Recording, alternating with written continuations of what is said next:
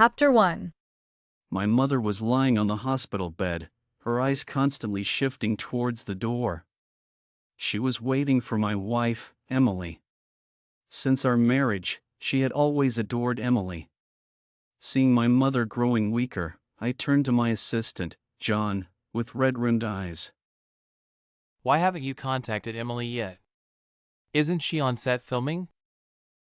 Mr. Smith, we're trying to reach her, but the director doesn't know where Ms. Emily is either. I smashed my phone in frustration, watching as my mother's eyes grew dimmer. She never got to see Emily, but she still held my hand and advised me. Take good care of Emily. She's a good girl. I arranged my mother's funeral back in my hometown. Emily rushed in just as the funeral began. She burst into tears upon seeing me and leaned weakly into my arms. David, I'm sorry, I came late. Hearing her say that, I couldn't bring myself to scold her in front of everyone. I let her hold my arm as we greeted the guests together. While Emily went to the restroom, my childhood friend, Michael, pulled me aside and hesitantly asked, "What has your wife been up to these days?" She's been filming on set. Why? Do you want her to introduce you to some actresses? Seeing his hesitant expression, I grew impatient. Mike, just say what you want to say. Michael made up his mind and handed me his phone. 3 trending topics were blowing up. Look at this. I clicked on the photo. It was Ethan holding hands with a girl wearing a hat and mask, walking a dog. In another photo, the girl took off her mask and kissed Ethan. They looked very familiar, and the usually aloof and reserved Ethan had a face full of affection. Zooming in on the girl's face, I smashed Michael's phone too. She really looked like Emily. I checked the time, it was exactly when my mother passed away. All right, my mother was on her deathbed waiting to see her one last time, and she was out walking a dog with another man. Seeing my dark expression, Michael quickly said, David, don't be angry. If you want, I'll have my assistant bring you a box of phones to smash, as long as it makes you feel better. Just as he finished speaking, he saw Emily walking towards us. He hinted, Phones are plenty, and we can afford to replace them. I, David, can smash what I don't want, but no one else can take it. Emily, with her makeup freshly done, walked over looking exquisite. She was wearing a tight black dress, accentuating her curves, and she coyly held my arm. Honey, Michael, what were you two whispering about? Where were you this morning, and why were you photographed walking a dog with someone else? During the time David hadn't checked his phone, a trending topic had quickly climbed to the top, crashing the Weibo server. Hashtag actor Ethan confirms relationship hashtag. At Ethan, we are indeed in a relationship, but it's not convenient to disclose her details at the moment. Thank you to all the fans for your blessings. I will continue to work hard to bring you better films. Even in David's hometown, the memorial was held on a grand scale. He had been busy for 3 days straight and finally had a moment to rest. On the way to the airport, Emily clung to him, acting sweetly. Honey, I'll come back to be with you after I finish filming the last few scenes. You have to miss me, okay? Emily's voice became even more tender. Don't see other women, okay? I have a bad temper. If I find out, I'll get really mad. Seeing Emily's playful demeanor, she looked like a little cat baring its teeth. David chuckled, ruffling her hair. Got it! At the airport entrance, Emily hugged David tightly for a long time before letting go. After she reluctantly passed through security, David turned to John with a stern expression. Check into her and Ethan. As soon as David got into the car, Michael called him. David, you should check the trending topics. A fan secretly photographed you and sister. Although Emily had acted in many dramas, her acting skills were average, and her popularity had always been lukewarm. David had been planning to invest heavily in promoting her, and it turned out she had quite a few fans who managed to spot her at the airport. She would definitely be happy about this. David hesitated for a moment but decided to indulge her. Let it stay up for a while, then have it taken down. Give Emily some exposure. On the other end, Michael's voice was frantic, almost shouting. Ethan's fans have already identified Sister as the woman walking the dog. Now the internet is going crazy, accusing you of being a homewrecker. David was stunned, not fully understanding what he meant. Check the trending topics. They're tearing you apart online. David hung up and frowned as he opened Weibo. Ethan's fans were in an uproar, turning into online judges in a frenzy. A grown man being a homewrecker? How did his parents raise him? Maybe he should sell himself instead, since he has no morals. Today, we'll make sure everyone knows your name, you homewrecker. You'll never show your face again. So shameless. What era is this? Can homewreckers be so blatant now? Trying to get into our sister's bed, disgusting.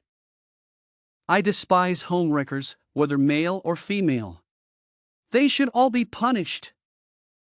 Both Ethan's fans and Emily's fans joined in the attack against David. John, observing David's expression, handed him his phone. On the screen, a group of people were marching with a banner. The banner read, "Punish homewreckers, everyone's responsibility." Narrator, tone, serious. This group of people was full of energy, shouting into their headsets while interacting with their live stream audience. Some even isolated David's photo and printed it on a banner with the words homewrecker in bold letters. Everyone, please like and follow. The streamer is now downstairs at the Homewreckers Hotel. We'll be live streaming the punishment soon. Narrator, tone, serious. As they spoke, they had already reached the hotel where David was staying. The live stream audience was chanting slogans, their fervor comparable to a protest, and the viewers were equally fired up. The comments section was filled with messages like, "Down with the homewrecker. Our brother's rightful partner must be defended." Narrator, tone, serious. Everyone was waiting to see the homewrecker's miserable fate. Suddenly, a discordant comment appeared. Flies don't land on seamless eggs. Besides, isn't that Emily the one who cheated? Narrator, tone, serious. A fan, with tears in their eyes, stopped and spoke into the camera. We fans have seen how sweet Ethan and Emily are together. Their relationship is so good, it must be this scoundrel harassing and seducing Emily. She probably didn't know how to refuse and got hugged by him. Our Emily didn't cheat. She's the true partner recognized by our brother. Narrator, tone, serious. The fans' tearful plea in the livestream silenced the doubters, and everyone resumed their insults. David threw down his phone and looked at the fans gathered outside his hotel. Find another hotel. Go get my dog, Tart.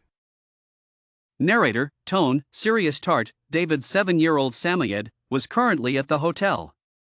Since David couldn't return there, he had to send John to retrieve him. As for Emily and Ethan, their good days were numbered for crossing him. Narrator, tone, serious. In the new hotel, just after David finished his shower, he received a call from John. He was crying uncontrollably on the phone. Mr. Smith, I'm sorry. I was too late. What happened? Those fans, they knocked on doors until they found your room. They broke in and took Tart. The stray dog David picked up, Egg Tart, had been with him for 3 years, and he had grown attached to it. His anger surged, and he said in a low voice, Call the police and have them investigate. After hanging up the phone, David searched for the name and opened the live stream. The broadcast was still ongoing, showing 4 or 5 people in a van, heading somewhere unknown. In the trunk was a sack, and something inside was struggling. The person holding the phone was continuously filming the sack, occasionally hitting it with a wooden stick when annoyed. Whimpering sounds came from the sack, and David's heart ached. It was Egg Tart's voice. After a few struggles, Egg Tart stopped moving, possibly knocked out. Avid opened a recharge page and casually sent 10 virtual gifts. The live stream erupted with exclamations. Thanks for the gifts, must be from a big spender, haha. Listening to their laughter made David feel nauseous. Egg Tart, such a lively little dog, was now motionless, and they were still laughing. David started typing, and his comment, highlighted by the gifts, floated to the top. I am the person you call a homewrecker. Let my dog go, and we can discuss what you want. The live stream exploded with comments. The people on screen laughed even harder, and a woman's sharp voice came through. This is your punishment for being a homewrecker. We, the internet judges, don't want anything but for you to face consequences. Avid steadied his trembling hands and began to threaten them. I've called the police. You broke into my home and took my dog. This is a serious crime, and you will be punished. They hesitated for a moment, so David continued. If you release my dog, I can transfer money to you immediately. Name your price. Money, huh? I despise people like you. My husband was taken away by someone like you. If you sincerely want to apologize, why don't you start a live stream and kneel down to us? Then I'll release your dog. Watching Egg Tart's slight movements inside the sack, David's heart ached. With his parents gone, Egg Tart was his only family. David closed his eyes in resignation. For Egg Tart's life, some sacrifices were worth it. Fine, I'll kneel. David set up his phone and started a live stream, connecting with her. Listening to the jeers from the other live stream, he lowered his eyes and knelt down, knocking his head on the ground 3 times. He looked up at the camera. I've done what you asked. Now let my dog go. The live stream was flooded with likes and gifts. The viewer count soared. The audience seemed satisfied, expressing their delight. This is what homewreckers deserve.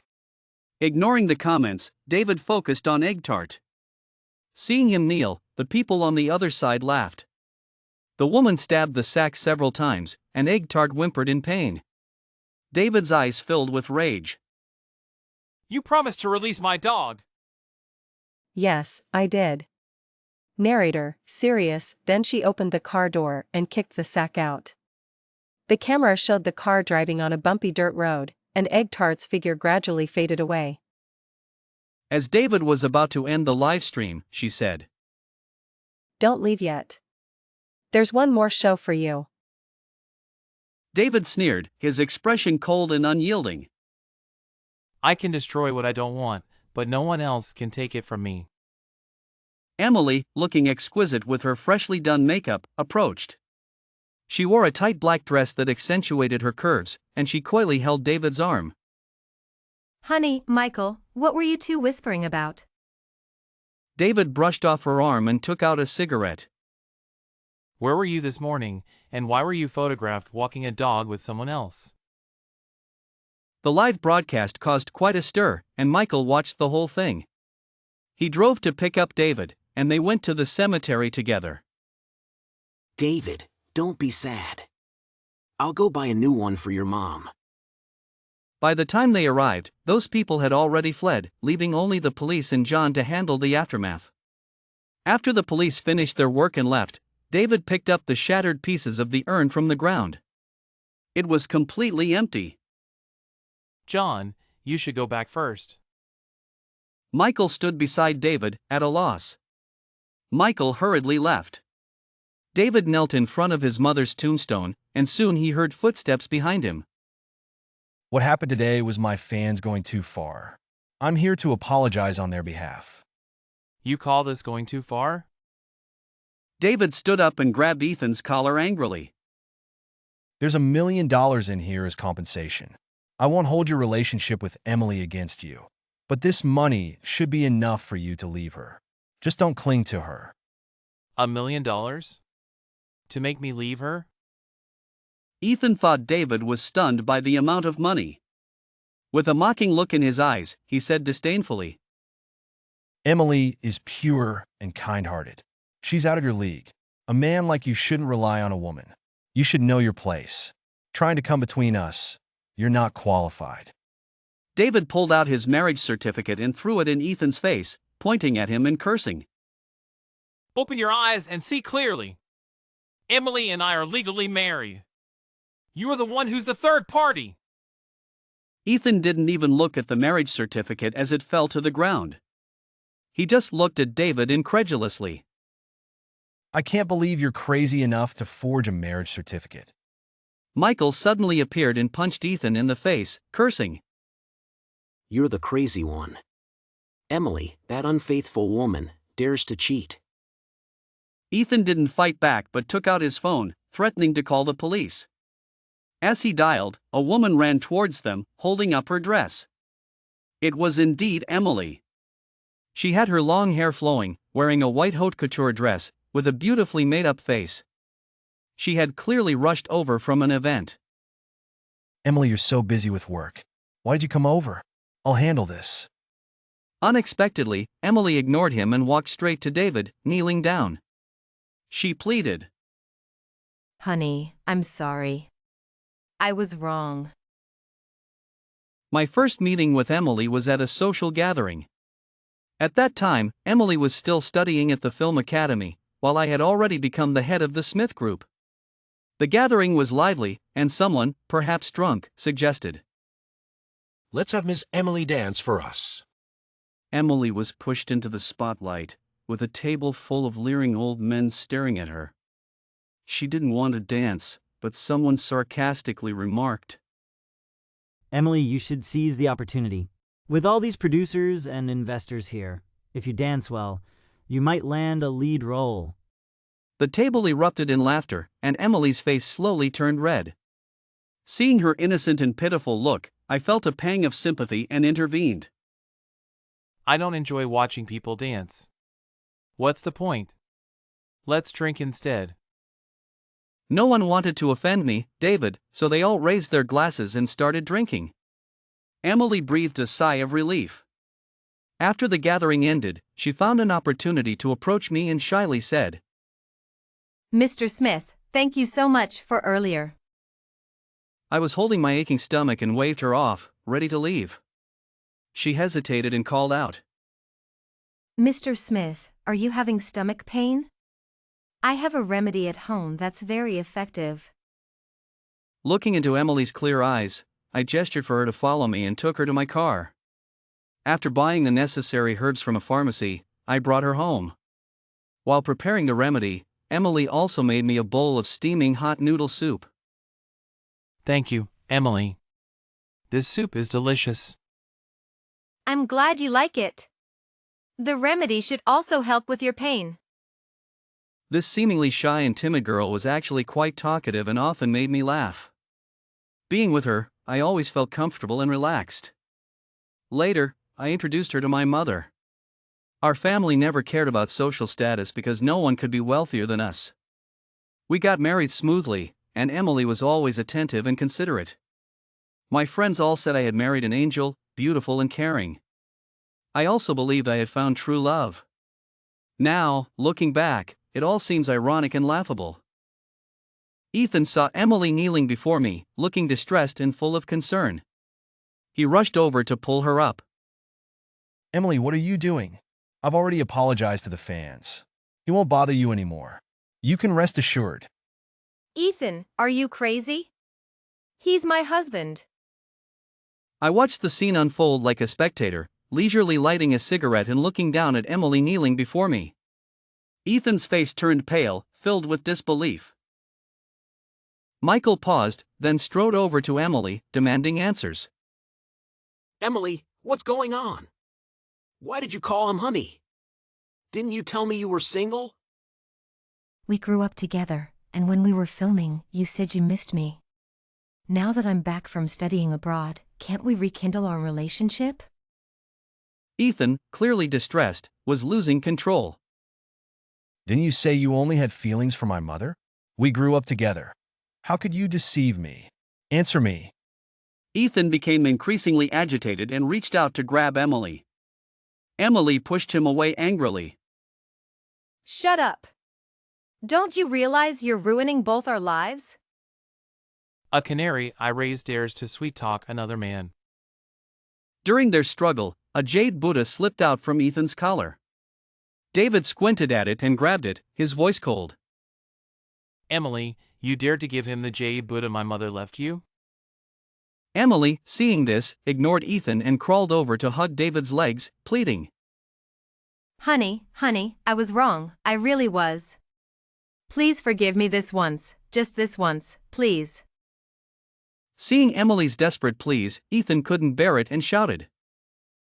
Emily, even if you get separated, I can take care of you. You don't have to beg him. Emily has been taken care of by me, David, for so many years. Do you think she would settle for your meager earnings? David pointed to the jade necklace around Emily's neck. This necklace alone is worth $20 million. Can you afford that, Ethan?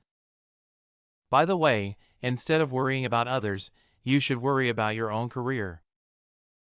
I heard your latest 2 movies were funded by the Smith Group. Coincidentally, my last name is Smith. Ethan's face turned pale, and he stood there in shock. David pushed Emily away, uninterested. Let's get separated. My lawyer will contact you. As David left, he pointed at Ethan. Enjoy your last good days, Ethan. If it weren't for Emily, you wouldn't even have the right to see me. Back in Beijing, David immediately contacted his legal team. Now, he had 2 cases to handle, his separation from Emily and the case against the 5 people who broke into his house, committed theft, mistreated his dog, and desecrated the grave. When those 5 were summoned to the police station, the once arrogant internet vigilantes were now all frowning. The woman who had harmed David's dog, Jane, had red eyes and a haggard face, looking as if she had been drained of blood. She seemed to be the most affected, facing various penalties. More importantly, she had personally harmed David's dog and scattered his mother's ashes. She deserved punishment. When she heard the police say she would go to prison, Jane's face changed. She knelt down, kowtowing to David, crying and begging. Mr. Smith, I was wrong. I shouldn't have done those things. My child is only 1 year old. If I go to prison, it will be over. Please, forgive me. David ignored her and asked the lawyer how many years she would likely get. The lawyer flipped through the regulations and gave an estimate. 5 to 6 years, not too many. Jane became more frightened, banging her head on the ground until it was covered in blood. Mr. Smith, I beg you, my child has no father. I really can't go to prison. I gave you many chances before you did these things, but you didn't listen. Now you want to morally blackmail me into not holding you accountable? Do you think I'm easy to bully? What happened? You had the courage to do it, but not to face the consequences? David sneered, his voice filled with disdain. I, David, can smash what I don't want, but no one else can take it. Malie approached, looking exquisite with her freshly done makeup. She wore a tight black dress that accentuated her curves as she coyly held David's arm. Honey, Michael, what were you 2 whispering about? Avid brushed off her arm and took out a cigarette. Where were you this morning, and why were you photographed walking a dog with someone else?